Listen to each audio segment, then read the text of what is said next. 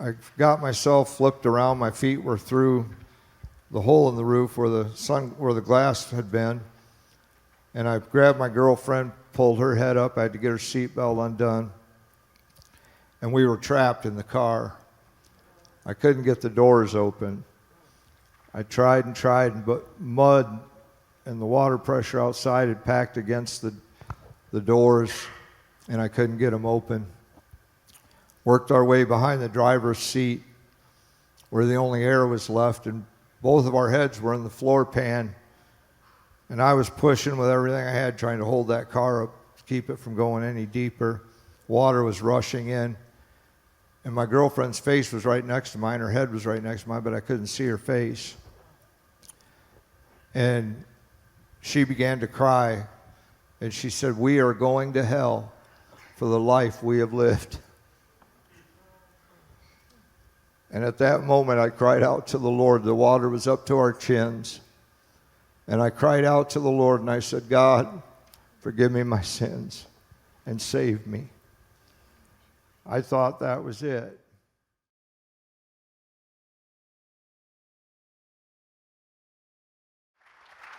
You know, I shared earlier, 29 years ago, that I came to Western Michigan Teen Challenge. Came all the way up from Florida. And God had to drastically get my attention to wake me up. I knew about the Lord. My mother served God. My grandmother served God. And it was probably my grandmother that I can remember from my earliest childhood days, where she was the organ player at the Foursquare Gospel Church in a little town called Benton, Iowa. And I remember from the time I was little, Grandma would read me Bible stories and talk to me about the Lord. And then when I was in my mess, as I got into my teenage years and into my early 20s, every time I ran into my grandmother, it was like trying to talk to Jesus when you're so full of shame and guilt. Grandma had the fire of God in her, and in her eyes would just see right through you. And she would always tell me, "David, you better get right or you're going to get left. Jesus going to come back, you're going to be here all by yourself." You know, Grandma told me to get right. She said, "You don't want to be doing what you're doing when Jesus returns. You'll be sorry." And those words echoed through my mind. I was 25 years old, working for a pool company. I was a pool builder by trade, a plumber for a pool company, and doing a lot of drugs, cocaine, alcohol, weed, any pills I could get, really anything to get me high, I took it. And I had just purchased a 1984 Mustang GT with the T-top sunroof, and yeah, nice car. And everywhere I went, it was 120 miles an hour, just about. I actually got caught doing that one time, got a ticket for it, in a 35. Almost went to jail over that one. But I stopped over to the drug dealer's house, picked up a big bag of weed, went and picked my girlfriend up, by the way, who I took from the church and corrupted. And then we were on our way down to Tarpon Springs. I was going through Holiday, Florida, and I took the back roads that follow the Gulf of Mexico. And I came up on a 90-degree turn, and the night before I took that at about almost 60 miles an hour. And I tried to do it again on the outside, going the other direction. My wheels caught the shoulder of the road. My car was sucked off the road, and we were airborne. And a car rolled over in the air and landed upside down in the Gulf of Mexico.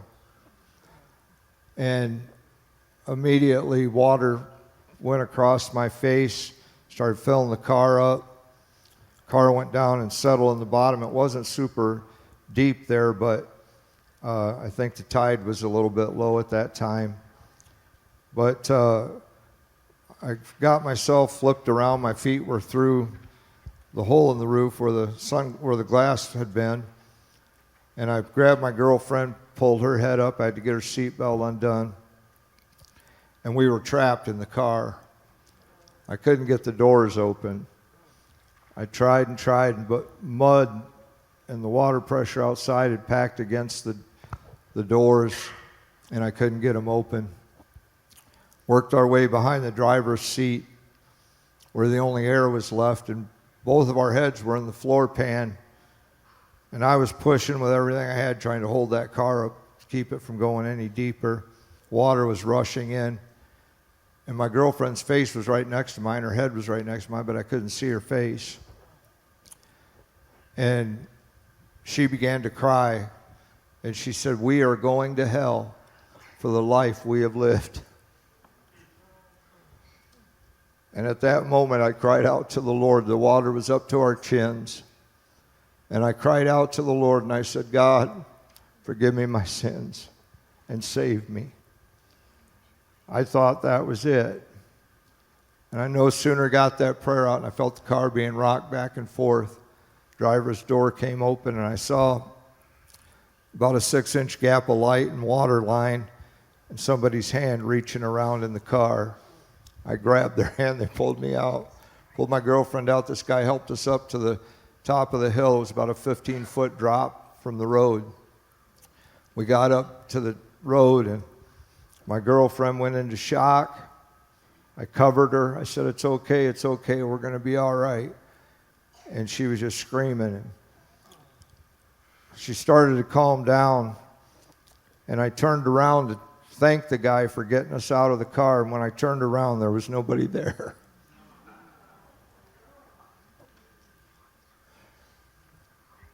Needless to say, God got my attention that day. Had a little bit of an eye-opener, and it shook me good. Some woman and her husband came running across the field. There was a housing development. She come running across the field with her husband with blankets.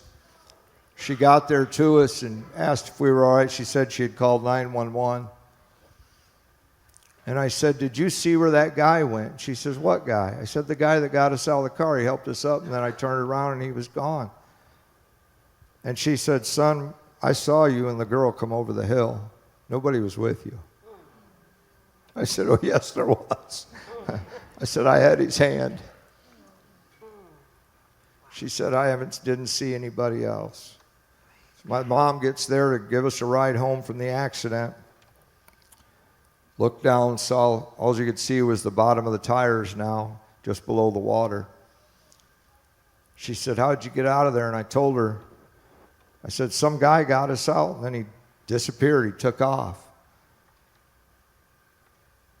My mom said, "That was no guy, no man." She said, "That's the angel of the Lord. I prayed over you. From the time that you went astray, I've been praying for you, and I prayed that God would get a hold of you no matter what it took." I said, "Well, he's got my attention, Mom. He's got my attention." And I floundered for about 6 months. I did pretty good for 6 months, didn't go back to drugs or anything, but it wasn't long after that I began to use again. And I knew I needed help. Went to a detox center to get cleaned up. And I asked one of the counselors there if she knew anything about Teen Challenge, because a rally group had been to our church when I was about 13 years old and shared how God had delivered them from their addiction. And so I got on a bus and I ended up at Western Michigan Teen Challenge. And I haven't looked back. I haven't looked back. That's the faithfulness of our God. That's how far God will go to save us. Amen.